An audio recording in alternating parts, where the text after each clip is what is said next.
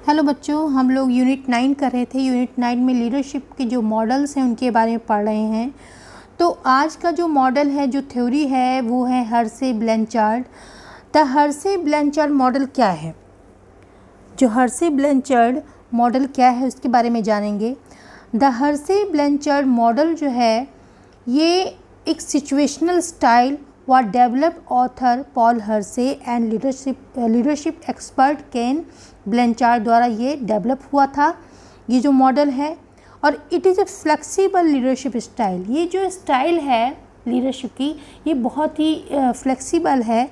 और क्यों फ्लेक्सिबल है, इसमें ये देखिए, पहला पॉइंट जो है कि द मॉडल सजेस्ट, ये जो मॉडल है वो सजेस्ट करता है कि manager adapt their leadership style to task and relationship in the workplace. जो वर्क प्लेस है, जो मैनेजर है, वो लीडर है, वो कोई भी जो लीडरशिप स्टाइल है उसकी, वो टास्क ओरिएंटेड हो सकती है या रिलेशनशिप ओरिएंटेड हो सकती है। वो जैसी सिचुएशन होगी उस सिचुएशन के हिसाब से वो अपनी लीडरशिप को, अपने स्टाइल को एडेप्ट कर सकता है। ये पहला इसमें पॉइंट दिया गया है।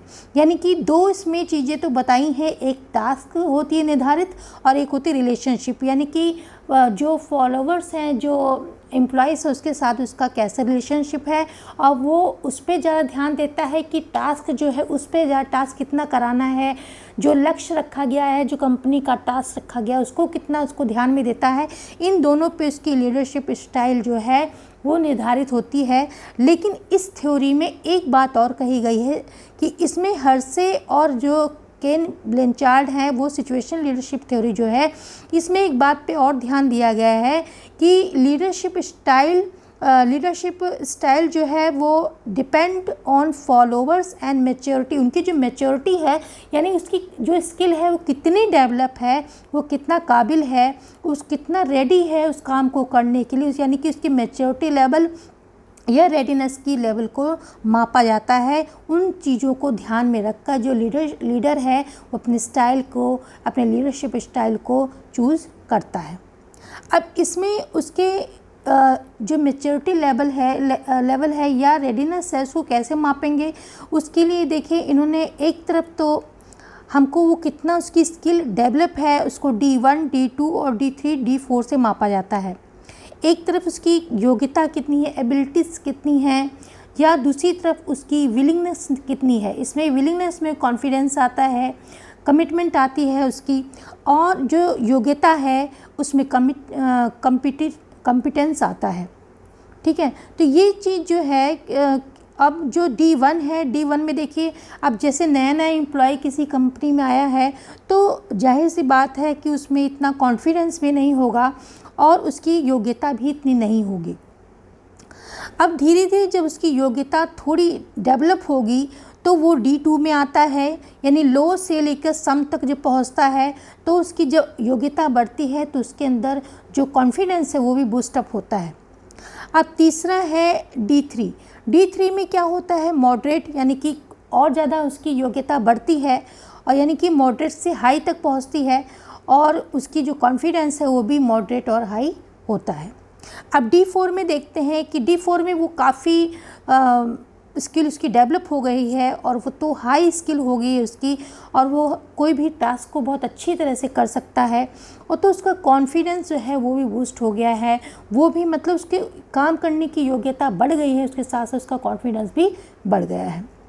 अब इसमें जो स्टाइल है वो जो अपनाता है लीडर, उसको देख लेते हैं। कौन कौन से 4 स्टाइल्स के बारे में, लीडरशिप स्टाइल के बारे में इसमें बताया गया है। पहला है टेलिंग स्टाइल को हम D1, जिसमें कि अभी नया नया एम्प्लॉई आया है, अगर हम किसी स्कूल में देखें तो किसी बच्चे का, जैसे देखते हैं नया नया एडमिशन होता है तो उस बच्चे को देखिए टीचर किस तरीके से बताती है, वो कुछ भी नहीं जानता, तो हर चीज़ टीचर को बहुत ज़्यादा डायरेक्ट उसको करना पड़ता है, बहुत ज़्यादा चीज़ें बतानी पड़ती हैं। तो यहाँ पे अगर हम कंपनी में देखें तो नया एम्प्लॉय आया है तो उसको जो लीडर है उसको हर चीज़ अलग तरीके से बतानी पड़ती है। उसको नया आया है तो हर चीज़ की जानकारी उसको देनी पड़ती है। यानी कि टेलिंग स्टाइल में यह है कि डायरेक्टिव एंड इसमें जो अथॉरिटी बहुत ज़्यादा होती है एंड ये अप्रोच बहुत लगाई जाती है। द लीडर मेक्स डिसीजन, इसमें लीडर जो है वो डिसीजन को बनाता है एंड टेल एम्प्लॉय को बताता है कि व्हाट टू डू, वो क्या करे, हाउ टू डू और कैसे करे। ये पहली स्टेज है। अगर किसी स्कूल के बारे में देखते हैं तो बच्चे को वहाँ पे जैसे एक छोटा बच्चा गया है, पहली बार स्कूल गया है, तो उसको टीचर पेन पकड़ के भी बताएंगे, यानी कि पूरी जो अगर कोई हिंदी का भी कोई सब्जेक्ट बता रही हैं तो आ से जो काका का सीखते हैं उससे शुरुआत होगी। उसको लिखना भी नहीं आता तो हाथ पकड़ के लिखवाएंगे, कैसे करना ये हर चीज़ छोटी छोटी चीज़ें उसको बताएंगे, क्योंकि अभी वो कुछ नहीं जानता। अगर एम्प्लॉय की बात करें तो वो नया नया कंपनी में आया है, काम को कैसे करना है, तो यहाँ पे जो डायरेक्शन बहुत ज़्यादा लीडरशिप को देना पड़ेगा। सेकेंड है सेलिंग स्टाइल में ये होता है कि the leader as a still the decision, इसमें भी डिसीजन मेकर लीडर रहता है, बट द कम्युनिकेट्स, लेकिन वो कम्युनिकेट करता है and work to pursuit the employee को वर्क करने के लिए परस्यूट करता है रादर देन सिंपली डायरेक्टिव, यानी कि बस उनको डायरेक्शन दे दिया, उनको बता दिया ऐसे ऐसे करना, नहीं, उनको बताता है, अच्छी तरीके से कम्युनिकेट भी करता है और उनको उस वर्क को करने के लिए परस्यूट करता है। अब तीसरा स्टाइल जो आ जाता है, तीसरा स्टाइल आपका है पार्टिसिपेटिंग का। जैसे कि इसमें साफ पता चल रहा है कि इसमें जो लीडर है वो पार्टिसिपेट करता है। The leader works with the team members के साथ वर्क करता है टू मेक डिसीजन, और डिसीजन को कोई भी निर्णय लेने के लिए वो साथ में निर्णय लेते हैं, एक दूसरे से बातों को समझते हैं और साथ में मिलकर निर्णय लेते हैं। ही सपोर्ट एंड इनकरेज देम, उनको सपोर्ट करता है। जो एम्प्लॉय आए हैं उनको अभी वो थोड़ी सी उनकी स्किल डेवलप हुई है, एबिलिटी योग्यता उनकी बढ़ी है, तो उनको वो इनकरेज करता है। एंड इज़ मोर डेमोक्रेटिक, ये जो डेमोक्रेटिक स्टाइल है, लीडरशिप स्टाइल है, उसमें ये उसी के जैसा है। अब जो फोर है डेलीगेटिंग में क्या होता है, the leader assign decision making responsibility and to learn members but oversee their work. इसमें जो लीडर है वो ना तो बहुत ज़्यादा सपोर्ट करता है, इसमें सपोर्ट भी नहीं होता है, वो लो सपोर्ट होता है और वो डायरेक्ट भी बहुत कम करता है। यानी कि यहाँ पे 4 में हम देखेंगे तो 4 में जो भी एम्प्लॉय है या फॉलोअर्स हैं वो बिल्कुल मैच्योर हो गए हैं, उनको वो टास्क को भी अच्छी तरह से समझ गए हैं और साथ में वो उनकी जो कॉन्फिडेंस है वो भी बहुत बूस्ट हो गया, हाई पे आ गया है। तो यहाँ पे ये वाला स्टाइल आजमाया जाता है। यहाँ पे लीडर जो है वो पूरी रिस्पॉन्सिबिलिटी उनके ऊपर छोड़ देता है, डिसीजन मेकिंग का या जो भी है काम का, ये सारा उनके ऊपर छोड़ देता है। तो ये है डेलीगेटिंग स्टाइल। अगर हम इसको इस मैट्रिक्स से समझें तो यहाँ पे देखिए जो फॉलोअर्स हैं, रेडीनेस उनकी देखिए किस तरीके से कॉम्पिटेंस और कॉन्फिडेंस को बताया गया है कि पहले में देखिए लो हैं दोनों, तो अभी नया नया एम्प्लॉय आया है, फिर दूसरे में लो और सम, फिर दूसरे में भी फिर आया है मॉडरेट और हाई पे गया है, फिर मॉडरेट हाई कॉन्फिडेंस भी हुआ है। जब हाई उसकी एबिलिटी हो गई तो उसकी कॉन्फिडेंस भी हाई हो गया। अगर हम इसको इससे समझे, इस मैट्रिक्स से समझते हैं तो देखिए इसमें एक्स और वाई से इसको प्रेजेंट किया जा सकता है। एक तरफ आप देख रहे हैं कि डायरेक्टिव बिहेवियर है, यानी कि उसको यहाँ इसको हम टास्क रिलेटिव कह सकते हैं, टास्क रिलेटेड कह सकते हैं। डायरेक्ट इसमें डायरेक्शन ज़्यादा देना पड़ता है उसको। और दूसरा है सपोर्टिव बिहेवियर, इसमें लीडरशिप जो रिलेशनशिप हम पढ़ते हैं कि रिलेशनशिप ओरिएंटेड जो होता है वो इधर की तरफ है कि सपोर्टिव। इसमें लीडर जो है वो जो फॉलोअर्स हैं या एम्प्लॉय हैं उनका बहुत सपोर्ट करता है, उनकी हेल्प करता है, यानी कि रिलेशनशिप ओरिएंटेड है। और इधर नीचे की तरफ हम जो देख रहे हैं यहाँ डायरेक्टिव बिहेवियर है, तो यहाँ पे हम टास्क का कह सकते हैं। अब देखिए जो फर्स्ट स्टाइल हमने पढ़ा है टेलिंग स्टाइल, यानी कि S1 स्टाइल 1, इसमें क्या होता है डायरेक्टिंग, इसको डायरेक्टिंग स्टाइल भी बोला जाता है। कभी कभी नाम चेंज होकर आ जाते हैं, टेलिंग स्टाइल को हम डायरेक्टिंग स्टाइल भी बोलते हैं। और नीचे देखिए टेलिंग भी लिखा हुआ है। इसमें क्या होता है हाई डायरेक्टिव होता है, इसमें बहुत ज़्यादा डायरेक्शन देनी पड़ती है, ठीक है, हाई डायरेक्टिव होता है।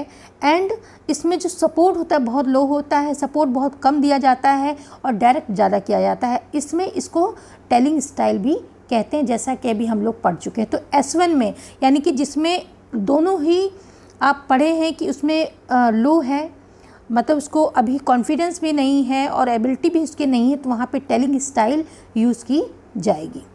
ठीक है। सेकंड आपका S2 आता है। S2 में देखिए यहाँ पे अगर हम देखें तो थोड़ा उसको लो से थोड़ा एबिलिटी उसकी बढ़ी, योग्यता बढ़ी, मतलब सम पे आ गया और इसमें कॉन्फिडेंस भी थोड़ा बूस्ट हुआ। तो इसमें क्या होता है, सेकेंड वाले में स्टाइल 2 में, स्टाइल 2 को हम कोचिंग भी कहते हैं, कोचिंग स्टाइल भी बोला जाता है और उसको सेलिंग स्टाइल भी बोला जाता है। तो दोनों नाम हैं इसके, कोचिंग स्टाइल और सेलिंग स्टाइल। इसमें देखिए क्या होता है, ये हाई डायरेक्टेड होती है, यानी कि इसमें डायरेक्शन हाई होता है, इसको डायरेक्ट ज़्यादा किया जाता है, जो मैनेजर है, जो लीडर्स को डायरेक्शन ज़्यादा देना पड़ता है और सपोर्ट भी इसमें ज़्यादा होता है, हाई सपोर्ट और हाई डायरेक्टिव। ठीक है। तो इसमें जो कोचिंग स्टाइल है यानी कि हाई इसमें डायरेक्शन रहता है और हाई सपोर्ट भी रहता है। तीसरा आता है S3। S3 में आप देखिए इसमें डायरेक्शन जो है वो लो रहती है, लो डायरेक्टिव रहता है और हाई सपोर्टिव बिहेवियर होता है, यानी कि सपोर्ट यहाँ पे आपका लो डायरेक्शन उसको कम देना पड़ता है, लो रहता है और हाई सपोर्ट यानी उसका जो रिलेशनशिप है यानी कि हाई सपोर्ट उसका रहता है। ये है, इसको सपोर्टिव स्टाइल भी कहते हैं और पार्टिसिपेटिंग स्टाइल भी कहते हैं, यानी कि इसमें दोनों मिल बांट के काम करते हैं, जो एम्प्लॉइज़ हैं और जो लीडर्स हैं वो साथ में मिलकर डिसीजन मेकिंग करते हैं।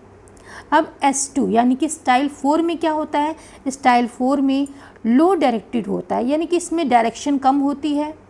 ठीक है। इसमें क्या होता है, डायरेक्शन कम होता है और लो सपोर्ट, इसमें सपोर्ट भी कम होता है।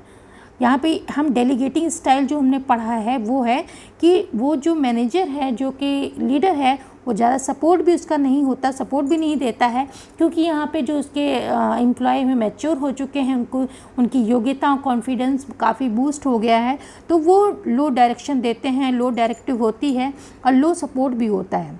तो इसको हम डेलीगेटिंग स्टाइल यहाँ पे लगाते हैं। ठीक है। तो अब आगे बढ़ते हैं। आगे है कि अब ये बातें हमको, जो मेन बातें हैं, जो की हैं इसकी, वो की पॉइंट्स है, वो हमको ध्यान देना है कि कीप इन माइंड, ये बात अपने keep in mind that all of his based, all of this based on the employee and followers. ये जो पूरी थ्योरी है वो दो चीज़ों पे बेस्ड है, एम्प्लॉय पे, यानी कि पूरी जो बेस्ड है वो एम्प्लॉयज़ और फॉलोअर्स पे ही बेस्ड है। Employee grow, change, develop new skill set and interest and move to different job. अब जो एम्प्लॉय हैं वो ग्रो करते हैं, अपनी उनकी जो स्किल है वो इन्हांस होती हैं और इंटरेस्ट उनका होता है, मूव होता है, तो डिफरेंट जॉब होती हैं। तो यहाँ पे जो है एम्प्लॉय जो है वो धीरे धीरे अपनी स्किल को डेवलप करता है और उसमें उसी के हिसाब से उसको स्टाइल को देखा जाता है। नो द एम्प्लॉयज़ और सिचुएशंस आर द सेम। आप अगर किसी भी दो संस्थान को देखते हैं, किसी भी जगह को देखते हैं, तो जो एम्प्लॉय हैं या सिचुएशन वहाँ पे दोनों जगह पे सेम नहीं होती हैं। ठीक है। वहाँ पे अलग अलग भी हो सकती हैं। तो यहाँ पे इसे लिखा है कि नो द एम्प्लॉयज़ और सिचुएशन आर द सेम। तो आप so you will have to adjust, तो आपको एडजस्ट करना पड़ेगा the changing circumstances, but if you can identify, जब अब अपने जो एम्प्लॉय हैं उनको आप आइडेंटिफाई कर लेते हैं कि उनका मैच्योरिटी लेवल कहाँ तक है, उनकी रेडीनेस कहाँ तक पहुँच गई है, उसके हिसाब से आप लीडरशिप स्टाइल जो है वो उनके अकॉर्डिंग आप डिसाइड कर सकते हैं। तो आपको यहाँ पे ये देखना है कि आपका जो एम्प्लॉय है या आपका जो फॉलोअर्स है, या अगर हम किसी संस्थान या स्कूल की बात करते हैं या अगर, तो उस पर वो देखना है कि बच्चा या एम्प्लॉय जो भी है वो कितना मैच्योर है, उसके हिसाब से आप अपना पढ़ाने का स्टाइल, अपनी लीडरशिप के स्टाइल को डिसाइड करेंगे। ठीक है। तो ये यहाँ पे बताया। तो मेन ये यही है कि इसमें जो फॉलोअर्स हैं उनकी मैच्योरिटी लेवल को देखा जाता है, उसी के हिसाब से लीडरशिप स्टाइल है वो चूज़ किया जाता है। तो आई होप बच्चों आप लोगों को समझ में आ गया होगा। यदि कोई चीज़ नहीं समझ में आई तो आप कमेंट के द्वारा बता सकते हैं, और अगर वीडियो पसंद आए तो उसको लाइक करिए, शेयर करिए। So thanks for watching.